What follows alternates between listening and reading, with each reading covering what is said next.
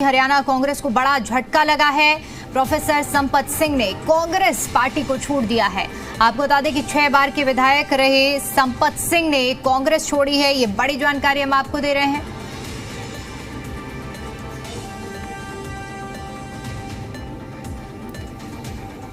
तो 6 बार के विधायक रह चुके संपत सिंह ने कांग्रेस का दामन अब छोड़ दिया है और इसको लेकर उनकी ओर से एक लेटर भी जारी करते हुए उन्होंने जिक्र किया है कि वो कांग्रेस से इस्तीफा दे रहे हैं।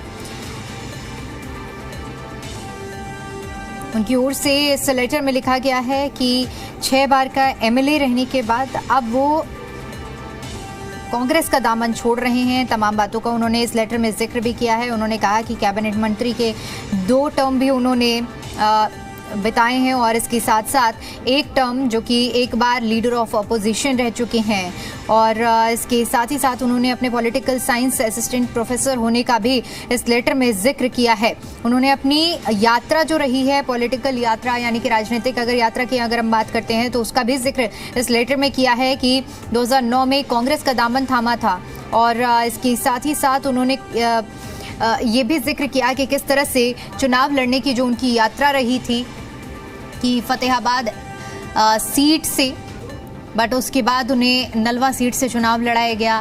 नलवा के जो लोग थे उन्होंने उन पर भरोसा जताया और इसके साथ ही साथ उस फतेहाबाद सीट का भी उन्होंने जिक्र किया कि किस तरह से फतेहाबाद सीट में कांग्रेस को हार का सामना करना पड़ा था।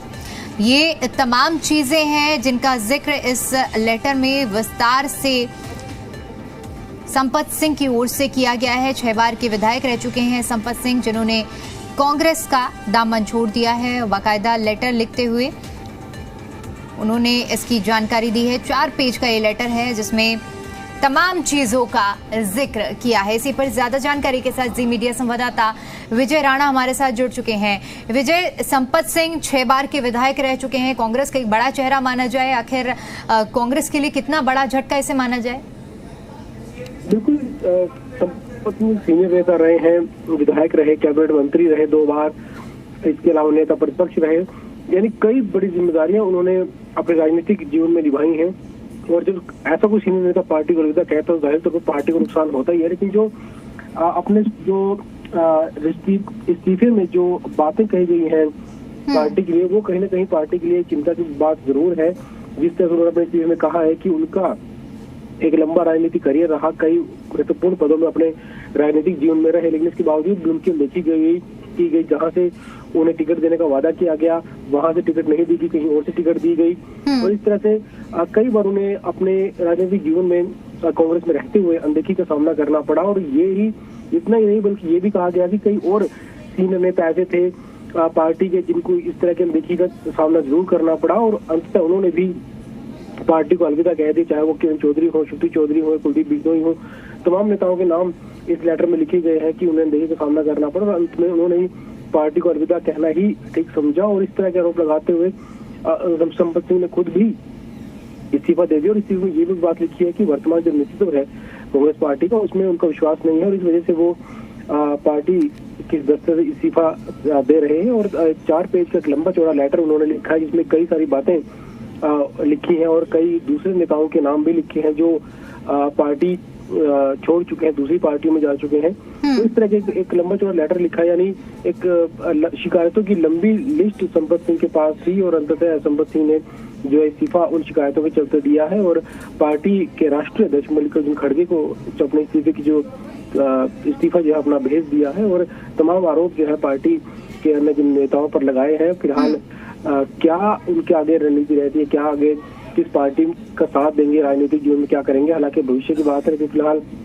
कांग्रेस में वो कई सालों से थे, लंबे समय से थे, कई पदों पर रहे, कई जिम्मेदारियां उन्होंने कांग्रेस को लेकर कांग्रेस में रहते हुए निभाई। लेकिन जो अंत तक इस्तीफा दिया है उसमें कई बड़े आरोप जरूर लगाए हैं जिन पर अब आने वाले दिनों में प्रश्न चिन्ह जरूर खड़े होंगे। और हो सकता है संपत सिंह भी खुद मीडिया के सामने आकर जो है वो पूरी बात अब रखेंगे कि आखिर किन मजबूरियों के चलते जो है उन्हें इस्तीफा देना पड़ा। जी बिल्कुल विजय, क्योंकि जो हम ये लेटर देख पा रहे हैं इसमें अगर परत दर परत देखा जाए तो तमाम ऐसी चीज़ें हैं जिन पर कांग्रेस को अब विचार करने की बहुत ज़्यादा ज़रूरत होगी, क्योंकि इसमें कुछ ऐसे नाम भी शामिल हैं, चाहे हम उन नामों की अभी जिस तरह से आपने जिक्र किया कि जो दूसरी पार्टी में जा चुके हैं, और कुछ ऐसे नाम जो कि हरियाणा कांग्रेस के लिए शीर्ष चेहरे माने जाते हैं, चाहे मैं कुमारी शैलजा की बात करूँ और उनका भी नाम इसमें शामिल किया गया है।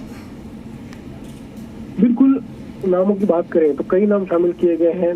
पूर्व मुख्यमंत्री भजनलाल के नाम शामिल किया गया है। राव इंद्रजीत जो भाजपा में रहते हुए केंद्रीय राज्य मंत्री हैं, उनका नाम लिखा गया है। कुलदीप बिश्नोई, धर्म सिंह जो भिवानी से सांसद हैं, इसके अलावा चौधरी बीरेंद्र सिंह, हालांकि वो कांग्रेस छोड़कर भाजपा में आ गए थे लेकिन वापस बाद में कांग्रेस में चले गए। इसके अलावा अशोक तंवर जो सांसद रह चुके हैं, प्रदेश अध्यक्ष कांग्रेस के रहे।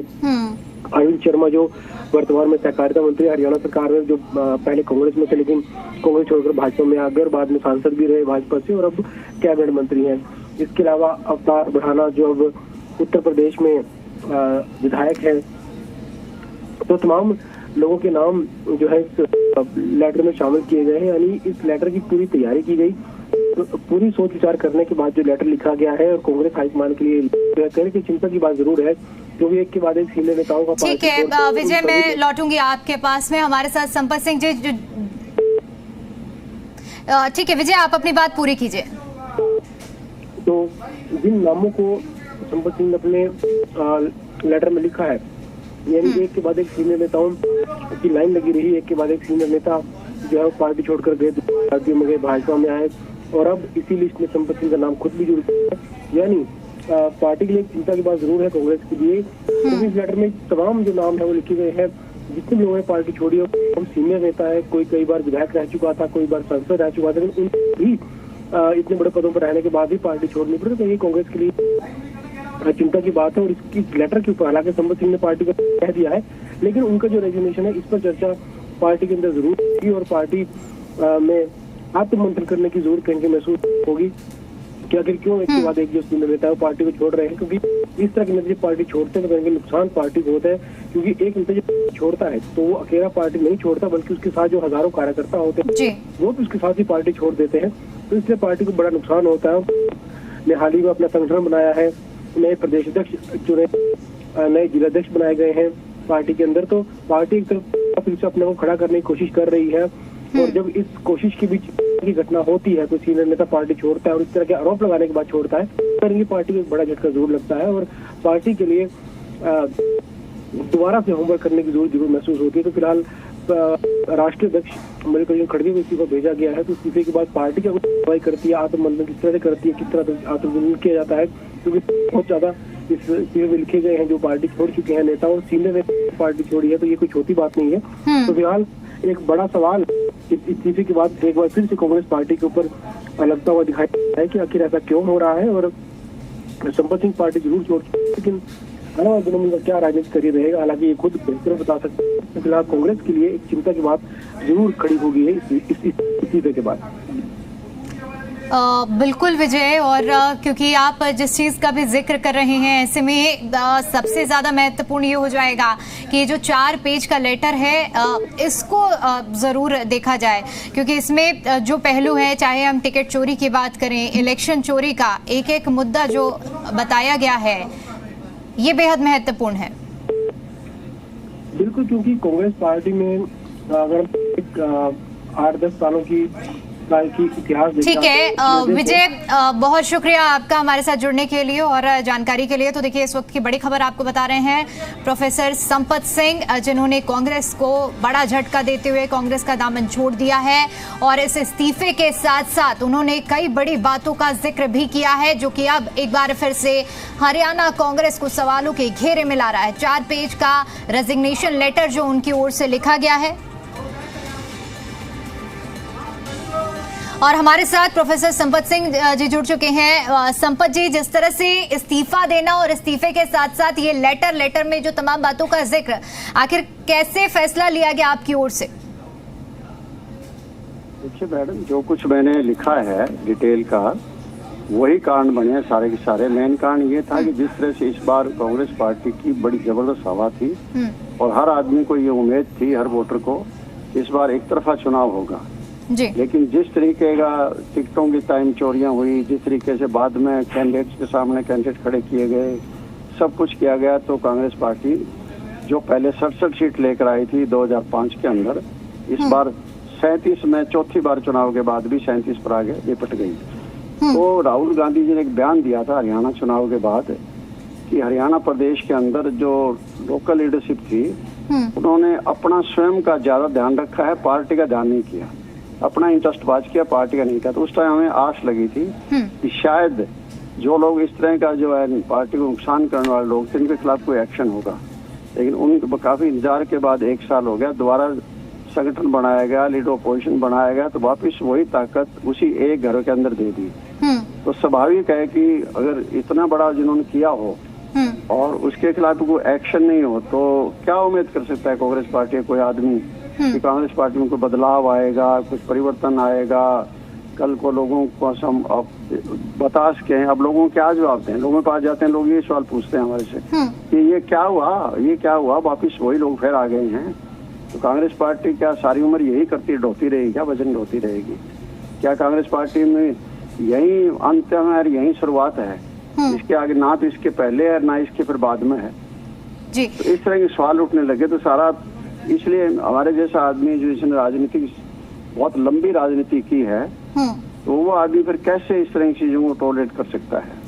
संपत जी, जिन बातों का आप जिक्र कर रहे हैं और आपकी ओर से जो रेजिग्नेशन लेटर लिखा गया है वो भी हमारे पास में है, उसमें अगर मुख्य तौर पर अगर हम देखते हैं जो आखिरी पेज में आपने जिन बातों का जिक्र किया है वो बेहद महत्वपूर्ण हो जाती है। चाहे टिकट चोरी की हम बात करें या फिर इलेक्शन चोरी की बात करें, इसमें आपने लिखा है capable candidate were ignored while ticket were sold to those with money. ये एक अपने आप में एक बड़ा आरोप है कांग्रेस पार्टी पर, हरियाणा कांग्रेस पर। बड़े सवाल। देखिए, मैं यही कह रहा हूँ कि जो कार्यकर्ता या जो पार्टी के लोग जिन्होंने कैंडिडेट का फॉर्म भरा था, इन्होंने पहले कैंडिडेट्स के लिए फॉर्म्स मांगे थे भरने के लिए, तो करीबन 25,000 लोगों ने फॉर्म भरे थे। इससे मतलब देख लो कि कितना लोगों के अंदर जो है जोश था। लेकिन अल्टीमेटली जो है ना, ये एक तमाशा रहा। जैसे आप देखेंगे कि 28 तो कैंडिडेट थे जो 31 पहले कांग्रेस के जीते थे सिटिंग थे, 3 तो चलो किसी कारण से अलग हो गए, लेकिन 28 जो लोग थे 28 के 28 को एज टिकट दे दी, तो वहाँ 28 बाकी लोगों के क्यों फॉर्म भरवाए गए? और दूसरी बात यह है कि योग्य कैंडिडेट को टालकर सिर्फ जो मनी पावर जिनके पास थी उन्हीं को आप टिकट दे रहे हो। इसका मतलब फिर मनी पावर वाले लोग पार्टी में रहेंगे, जिनके पास मनी पावर नहीं है वो कैसे रहेंगे? संपत जी, यानी कि कुल मिलाकर देखा जाए तो जो अभी संगठन विस्तार की बात की जा रही थी, पुनर्गठन की हरियाणा कांग्रेस में बात की जा रही थी, जब प्रदेश अध्यक्ष मिले और नेता प्रतिपक्ष मिले तो कहा गया कि अब हरियाणा के अंदर ये सभी आरोप सिर्फ आरोप ही रह जाएंगे और एक नई कांग्रेस का सृजन होगा। लेकिन अब जो आपकी ओर से बातें कही गई हैं ये तो कुछ और ही इशारा कर रही है कि हरियाणा के अंदर जो अंतरकलह का आरोप लगाया जा रहा था वो कभी खत्म होता हुआ नजर नहीं आ रहा है। नहीं, मुझे नहीं नजर आ रहा है। यहाँ तक हो रहा है कि एक आदमी ए के घर चला जाएगा तो बी नाराज हो जाएगा, सी के घर चला जाएगा तो डी नाराज हो जाएगा। इस तरह से लोगों ने अपना अपना घर के हिसाब से अगर कोई बांटने लग जाएंगे तो कैसे बात बनेगी? फिर इसका मतलब है कि पार्टी की उसके सामने कोई अहमियत नहीं रह जाती, व्यक्ति की अहमियत रह जाती है। तो फिर उम्मीद क्या कर सकते हैं? फिर मैं ये देखूं, कल ही श्रीमती इंदिरा गांधी जी को श्रद्धांजलि अर्पित की गई थी। उनका जो उन्होंने देश का बलिदान दिवस जब उनका आया था कल, तो हमारे खुद के इशारे के अंदर ही दफ्तर के नीचे एक मीटिंग हो रही थी, दफ्तर के ऊपर एक मीटिंग हो रही थी, एक सड़क के ऊपर हो रही थी। कल 3 मीटिंगें कांग्रेस पार्टी की चल रही थी इशारा अकेले शहर के अंदर। ये हाल दूसरे शहरों में है। ना हमारे उसमें MLA आ रहे थे, ना कोई और हमारे आ रहे थे। मतलब कहने का कि सबको बांट के रख दिया है। मतलब जब बांटे हुए रह रहे हैं तो फिर ये ऑर्गेनाइजेशन रह कहाँ गई? हम एक्शन लेंगे, किसके खिलाफ एक्शन होगा? अब तक तो लिया नहीं आप लोगों ने। इतना जब हर नई अध्यक्ष जिला के बनने के बाद में जिला अध्यक्षों को पावर देंगे, कहाँ दी गई पावर? उनके मतलब किस तरह से उसी तरह चल रहे हैं, उसी तरह वही लोग आ रहे हैं। जिस ग्रुप का जो कोई बना हुआ है, जो भी डिस्ट्रिक्ट प्रेसिडेंट बना है, उसको दूसरे ग्रुप के लोग उसको सपोर्ट नहीं कर रहे हैं। और मेन ग्रुप वो एक ही ग्रुप है जो शुरू से पावर में चलता आ रहा है। वो लोग नहीं आते हैं दूसरों के बनाए हुए प्रेसिडेंट के अंदर मीटिंगों में। चलिए ठीक है। प्रोफेसर संपत जी, मैं आखिर में आपसे यही समझना चाहूंगी कि आगे की रणनीति और राहें क्या आपने तय कर ली है या अभी विचार करेंगे? देखिए मैडम, मैं तो आज जो है ना अपना बोझ हल्का किया है, क्योंकि स्वाभाविक है एक आदमी ईमानदारी से पार्टी के अंदर लगा रहेगा तो वो एक किस्म का उस पर बोझ मानता है। ये बोझ हल्का मैंने कर लिया। अब उसके बाद रात को आराम की नींद सोऊंगा और सुबह उठ के सोचना शुरू करूंगा कि कहाँ क्या करना है। फिर भी कुछ आपने इस्तीफा देने से पहले कुछ ऐसा विचार, क्या हम भविष्य में देख सकते हैं कि हाथ का साथ छोड़कर किसी और तरफ जाते हुए संपत सिंह जी नजर आ सकते हैं? नहीं, हाथ का साथ तो छोड़ ही दिया। मैंने नहीं छोड़ा, छुड़वाया है। मैंने नहीं छोड़ा, ये तो छुड़वाया है, मजबूर किया है। जी चलिए ठीक है, बहुत शुक्रिया संपत जी आपका हमारे साथ जुड़ने के लिए और जानकारी और महत्वपूर्ण समय देने के लिए।